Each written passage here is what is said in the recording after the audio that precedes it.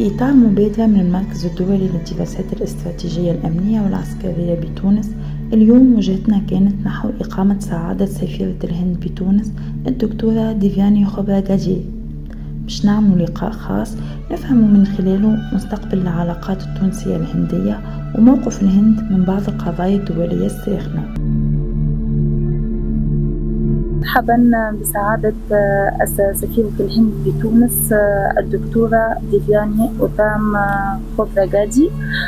يسعدنا أن نكون ضيوفكم اليوم.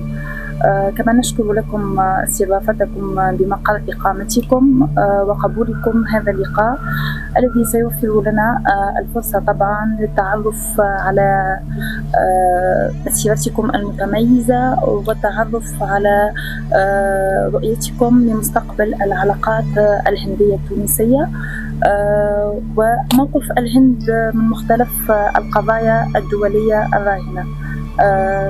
مرحبا بك سعادة السفيرة. Thank you so much. Thank you for coming to India House, and it's a great pleasure to have Dr. Badra Galul and you as well as her team here, and I'm really looking forward to this opportunity to speak to you and through you to the Tunisian friends. I'm really excited about this conversation. Let me begin by saying that it's truly an honor for me to be representative of the Republic of India, the ambassador of India to the great nation and Republic of Tunisia. I am truly delighted to be here in Tunisia, in Africa, and I would like to share that my diplomatic journey started in 1999. So it has been many years in diplomacy now. And coming from a family that was very oriented towards public service and importance of education, I initially acquired a degree in medicine. So I'm a doctor of medicine, and that inspired and instilled in me values of holistic well-being and also healing. And I feel that diplomacy is a form of healing. Doctors heal patients, whereas diplomats heal relations between nations and nurture them for their well-being.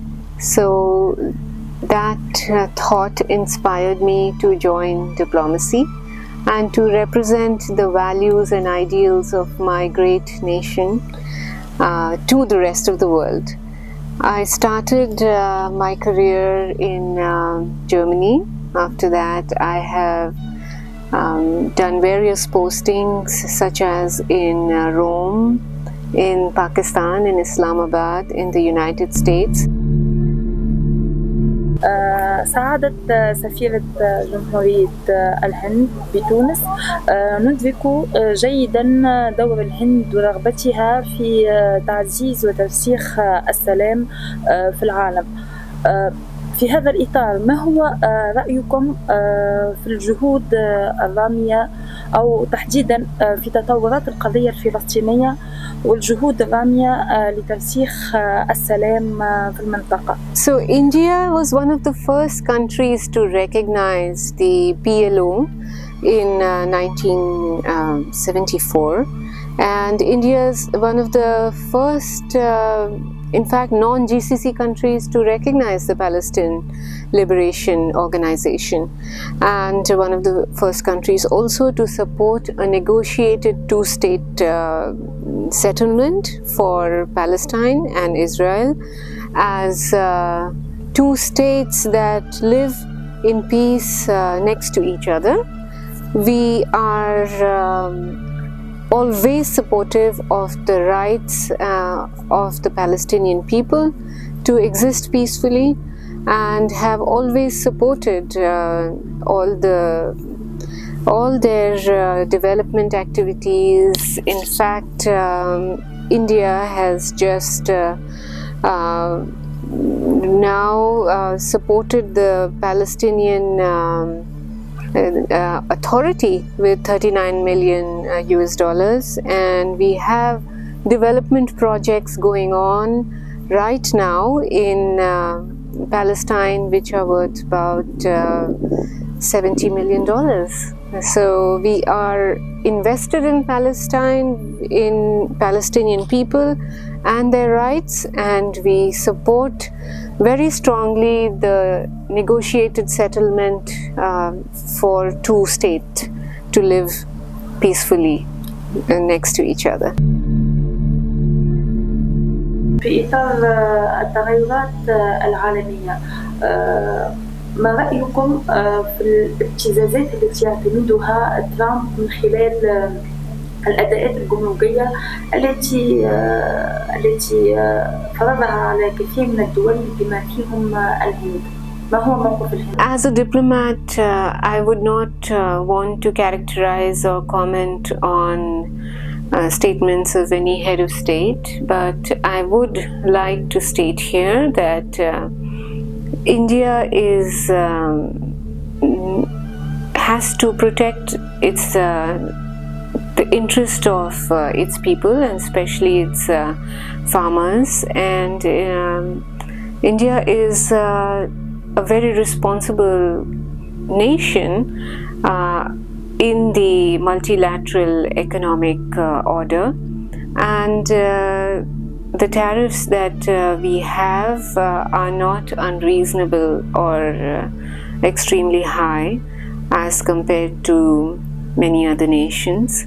However, the relationship between India and the United States are very deep and strategic, and as you have seen, both the leaders of our countries have expressed hope that the ongoing trade negotiations will lead to a very positive and fruitful outcome, and they are going to have a conversation very soon. So we have to look at and focus on the entire relationship, which can have immense benefits for the people of the two big and great nations. So I would سعادة السفيرة، برأيكم إلى أي مدى نجح المجتمع الدولي في مكافحة خطر الإرهاب، خاصة مع تراجع العمليات تحديدا وتيرة العمليات الإرهابية المعلن عنها؟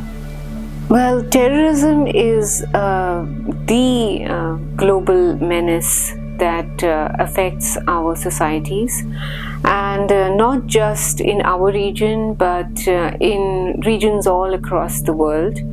Especially India has suffered cross-border terrorism for almost 4 decades now, and especially the recent attack in April 2025 in Kashmir was particularly heinous because it identified people who had come for tourism, and they were identified on the basis of their religion and killed.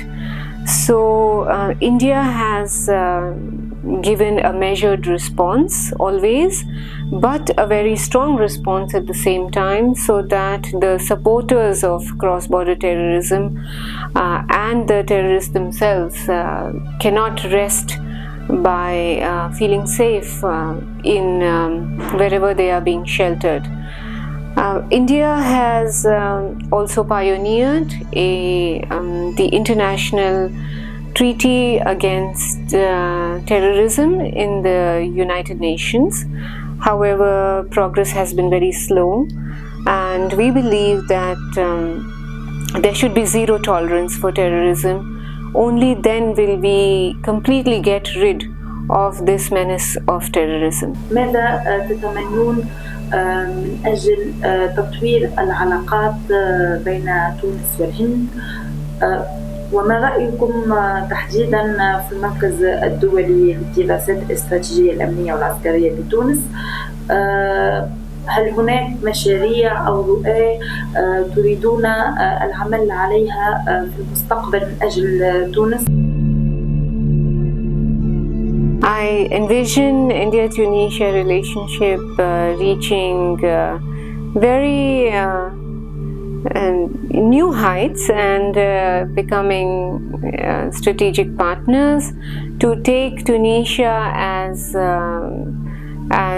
a pivot towards Africa and utilize your to help you develop your connections with the rest of Africa.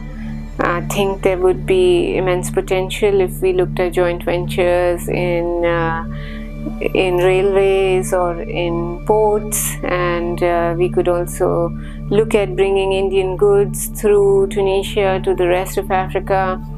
And I find the areas of interest, as I have already mentioned, including agriculture and agricultural products, exports of olive oil and olives, and perhaps production of olive oil through your experience and expertise in India. So there are many fields that I have already mentioned where I see immense possibilities between our two countries. And I would like to thank the Center of Strategic Studies and especially Dr. Badra Galul for this opportunity to speak to you and to all of you Tunisians through her wonderful institute and her channel. And I think it's doing a great service to the strategic community in Tunisia and engaging with the diplomatic community and bringing different perspectives on security and strategic alliances as well as on counterterrorism. So I congratulate the Center and I'm looking forward to working with the Center in my mission in Tunisia in the next couple of years. Shukran, Aishik, and Namaste.